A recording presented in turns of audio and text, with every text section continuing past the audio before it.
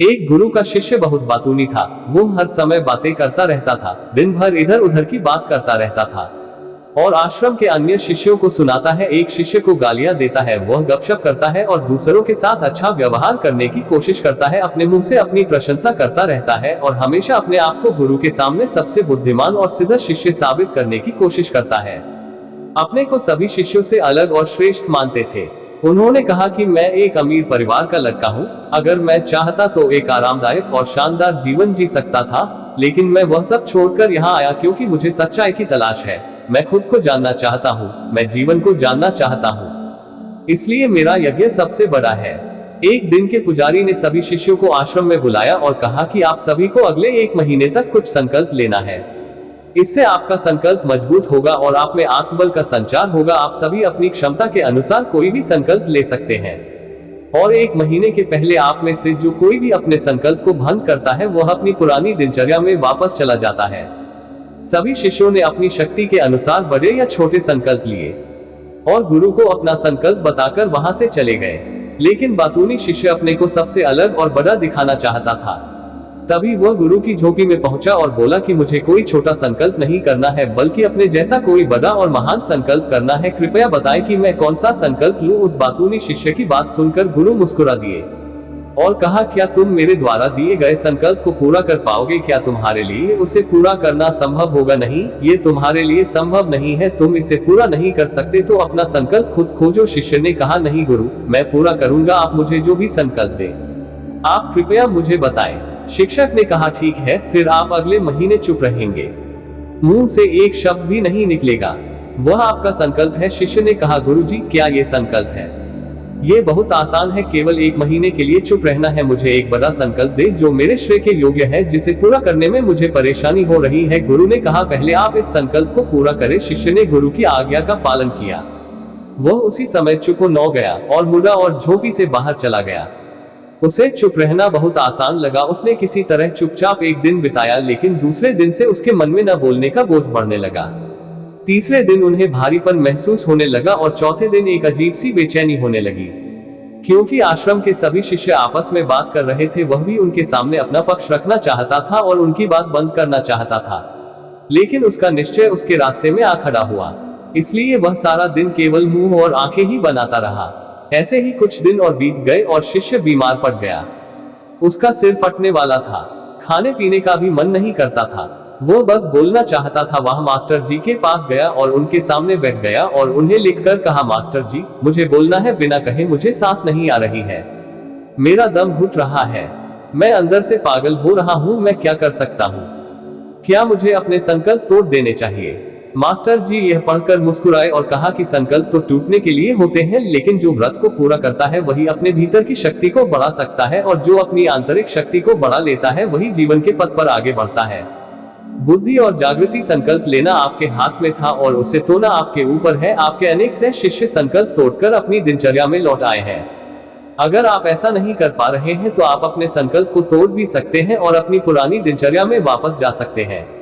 लेकिन याद रहे, अगर आज आप इस छोटे से संकल्प को संभाल नहीं पा रहे हैं तो बाकी जिंदगी कैसे संभालते हो? मुझे शक है बाकी फैसला पूरी तरह तुम्हारे हाथ में है। वैसे भी फैसला पूरी तरह तुम्हारे हाथ में। वो बिना कुछ कहे वापस चले जाते थे और खुद को अपनी झोपड़ी में बंद कर लेते थे। झोपड़ी से बाहर आ जाते थे केवल अपने आवश्यक कार्यों के लिए।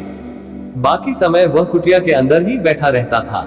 15 दिन बीत चुके थे और आश्रम के सभी छात्रों का संकल्प लगभग टूट चुका था, लेकिन उस बातूनी शिष्य का संकल्प अभी भी चल ही रहा था कि प्रतिज्ञा लेने के बाद से वह एक शब्द भी नहीं बोला। पूरा आश्रम हैरान था कि इतना बोलने वाला आदमी चुप कैसे हो गया। 15 दिन बाद वह अपने मालिक के पास गया और लिखित में कहा कि हे मालिक, मैं बाहर से चुप हूँ, लेकिन मेरे अंदर कई आवाजें हैं, बहुत रोना और शिकायत है। मैं अंदर ही अंदर बात करता रहता हूँ, मेरा मन तरह तरह के सवाल करता रहता है। बाहर से जितना शांत हूँ, भीतर उतना ही कोलाहल है। मुझे संदेह है कि मेरा संकल्प अभी भी कायम है या नहीं। क्योंकि आपको बोलने की आदत है, आप बाहर से भले ही खामोश हो, लेकिन अंदर ही अंदर कहते रहते हैं कि आपको इन बातों और आवाजों से दूर जाना होगा। शिष्य गुरु को प्रणाम करके चला जाता है और भोर होते ही वह अपनी कुटिया छोड़कर जंगल में चला जाता है। कई दिन बीत जाते हैं और संकल्प का समय भी पूरा हो जाता है, पर वह शिष्य वापस नहीं आता। आश्रम में सभी को डर था कि जंगली जानवरों ने उसे खा लिया है। इस दौरान लोगों ने उसे खोजने का काफी प्रयास किया, लेकिन वह कहीं नहीं मिला। गुरु के सभी शिष्यों ने स्वीकार किया था कि जंगली जानवरों ने उन्हें अपना शिकार बनाया है, लेकिन मास्टर जी को ऐसा नहीं लगा। एक दिन आश्रम का एक शिष्य गुरु के पास आया और बोला, गुरुजी, बातूनी शिष्य को क्या हुआ? जानवरों ने मार डाला होगा। मालिक ने कहा, हो सकता है जानवरों ने उसका शिकार किया हो, लेकिन उसके न लौटने का कोई और कारण हो सकता है। हो सकता है कि वह जिस चीज के लिए वहां गया था वह मिल गया हो। शिष्य ने पूछा कि क्या ज्यादा बोलना हानिकारक है? गुरु ने कहा, यह भी मानव जीवन के कई दुखों में से एक है कि वो कभी चुप नहीं रह सकता, वो हमेशा कुछ ना कुछ कहता रहता है। हमारा आधे से ज्यादा दुख हमारे अकेले बोलने से होता है। ज्यादातर परिवारों के झगड़े की वजह हमारी बेवजह की बातें होती है। हम में से कोई भी चुप नहीं रहना चाहता, हम सिर्फ सामने वालों से कहना चाहते हैं जो कुछ भी हमारे मन में है। हम उसे समझाना चाहते हैं कि आप गलत हैं और मैं सही, कहां तक उचित है, क्योंकि दूसरा भी वही कर रहा है और इस तरह सब एक दूसरे का सदा गला सामान ले रहे हैं। तो समय के साथ साथ उन्हीं बातों की परतें गिनते रहते हैं और एक दूसरे को सुनाते रहते हैं। इस तरह सुनने सुनाने का ये काम जीवन भर चलता रहता है, लेकिन इस अज्ञानता में हम अपना समय, अपना जीवन, अपनी समझ और सबसे महत्वपूर्ण वह अनमोल क्षण खो देते हैं जिसे जिया जा सकता है, जिसका अनुभव किया जा सकता है, जिसमें आनंद पाया जा सकता है। लेकिन बदले में हमें क्या मिलता है? कुछ भी नहीं, सब व्यर्थ जाता है। हम इस पागलपन में क्या खो चुके हैं? केवल कुछ लोगों को पता चलता है, बाकी लोगों को उनके आने का पता नहीं है, जैसे उन्हें उनके जाने का पता नहीं है। शिष्य ने कहा, फिर क्या इसका समाधान है? गुरु ने कहा कि आपके विचारों को पूरी जागरूकता के साथ देखना ही सभी मानसिक समस्याओं से बचने का एकमात्र तरीका है। दोस्तों, वर्तमान में रहें और पूरी सजगता के साथ अपना काम करें। ये प्रसिद्ध जापानी ज़ेन मास्टर शुत्रियो सुजुकी का कथन है, जिन्होंने अपनी पुस्तक ज़ेन माइंड, बिगिनर्स माइंड में विस्तार से बताया है कि कैसे एक व्यक्ति अपने दैनिक कार्य करने के साथ साथ जागरूकता का अभ्यास कर सकता है और एक जीवन भी जी सकता है, मानसिक रूप से स्थिर और सुखी जीवन। आप चाहें, उस बातूनी शिष्य को आश्रम छोड़े हुए 3 महीने बीत चुके थे, पर उसका कोई समाचार न था। अब तक सब सह शिष्य भी उसके लौटने की आशा छोड़ चुके थे, लेकिन एक दिन वह आश्रम लौट आता है। उसे देखकर सभी चकित और प्रसन्न हुए, लेकिन अब वह छोड़ने वालों में से नहीं था।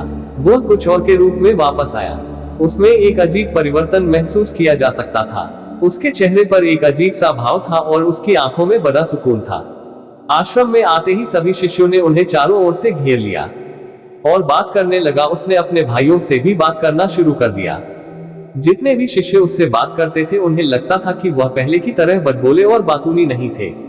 उनके मुख से निकला एक एक शब्द बड़े ही मधुर और ध्यान से निकला।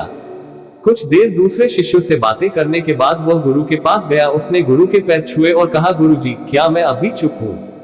क्या मेरा संकल्प अभी भी जारी है? गुरु ने कुछ देर तक शिष्य की आंखों में गौर से देखा और कहा, हाँ, तुम अब भी चुप हो। आपके मुंह से एक भी शब्द नहीं निकल रहा है और आपका संकल्प अभी भी कायम है। इसलिए मैं और गहरे जंगल में चला गया।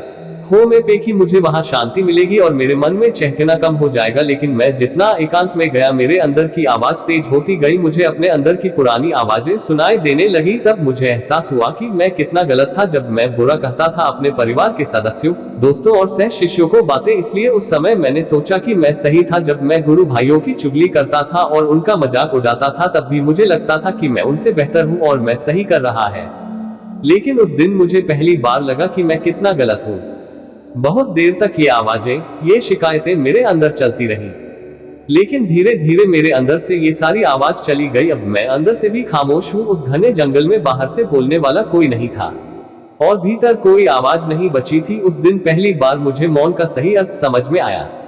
कितनी शांति थी मेरे आसपास। हालांकि अभी भी कुछ आवाजें थी जो पहले आती थी, लेकिन मैं उन्हें नहीं सुन सकता था। लेकिन अब मैं उन सभी आवाजों को स्पष्ट रूप से सुन सकता था, जो हवा की आवाज, पक्षियों के चहकने की आवाज, बहते पानी की आवाज, भौरों की गुनगुनाहट की आवाज मैंने पहली बार पूरे होश में सुनी। मैंने अपने आसपास इतनी शांति कभी महसूस नहीं की। आप पहली बार है जब मैंने शांति भंग करने के लिए अपने मुंह से एक शब्द निकाला है। मैं चिल्लाया हूँ, हे भगवान, ये किस प्रकार की शांति है?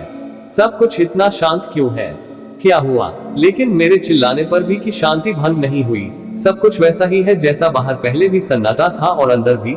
हे मालिक, मैंने अपने गुरु भाइयों से बात की, मैंने आपसे बात की। मैं बोल रहा हूँ, मैं चल रहा हूँ, मैं सब कुछ देख रहा हूँ लेकिन मैं अंदर से बिल्कुल अकेला हूँ। मैं चुप हूँ, भीड़ में भी हूँ, मैं अकेला हूँ और अंदर से अकेला हूँ। मैं तब भी अकेला हूँ जब मैं अपने आप में शोर मचाना चाहता हूँ। अब सब कुछ दिखाई देता है, सब कुछ सुना जाता है। गुरु ने कहा, जब तक बाहर बातें करते रहेंगे भीतर अशांति होगी।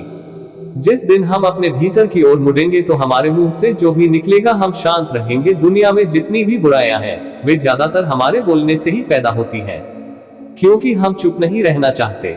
हम जरूरत से ज्यादा बात करते हैं। हम दूसरे व्यक्ति की बात नहीं सुनना चाहते हैं, बल्कि चाहते हैं कि वह बात करना बंद कर दे। हम उसे बताना चाहते हैं कि मैं कौन हूँ। हम उसे अपनी सारी क्षमताएं दिखाना चाहते हैं। बस यही हमारे जीवन का उद्देश्य रह जाता है। कभी एक दूसरे को सुनना नहीं चाहते, समझना नहीं चाहते। उन्होंने कभी चुप रहना नहीं सीखा, क्योंकि खामोश रहने से ही वो खुद को छोटा महसूस करते हैं। दुनिया के सारे युद्धों की वजह हमारी ही बोलती है, इसलिए हमें उतना ही बोलना चाहिए जितना जरूरी हो, क्योंकि बेकार की बातें करने से ऊर्जा बर्बाद होती है और बोलने से हम कभी अंदर की ओर नहीं मुड़ते, क्योंकि वो हमें बाहर की ओर खींचती रहती है। और क्या इस दुनिया के अलावा कोई बाहर है? लेकिन अगर हम अपने भीतर की दुनिया की ओर मुड़ना चाहते हैं तो इस मुंह को बंद रखना चाहिए। इसलिए जो सभी प्रबुद्ध हो गए हैं एकांत की ओर भागा, ताकि उन्हें ज्यादा न बोलना पड़े, न ज्यादा सुनना पड़े। वे अकेले रहें और शांत रहें, ताकि वे आसानी से भीतर की यात्रा कर सके। लेकिन कोई चाहे तो इस दुनिया में रहकर भी एकांत में रह सकता है, शांत रह सकते हैं, लेकिन इसके लिए उन्होंने अपनी ऊर्जा बचाई होगी, जिसे वे व्यर्थ की बातों में बर्बाद कर रहे थे। दोस्तों, इस कहानी की सीख यह है कि व्यर्थ बोलने से आपकी ऊर्जा नष्ट होती है, और ऐसा कहना हमें वापस भीतर नहीं जाने देता, क्योंकि यह हमें बाहर की ओर झुकाए रखता है। और जो अपने भीतर यात्रा करना चाहते हैं उन्हें अपना मुंह बंद रखना चाहिए। मुझे आशा है कि आपको ये कहानी पसंद आएगी और आपको बहुत कुछ सीखने को मिला होगा। धन्यवाद।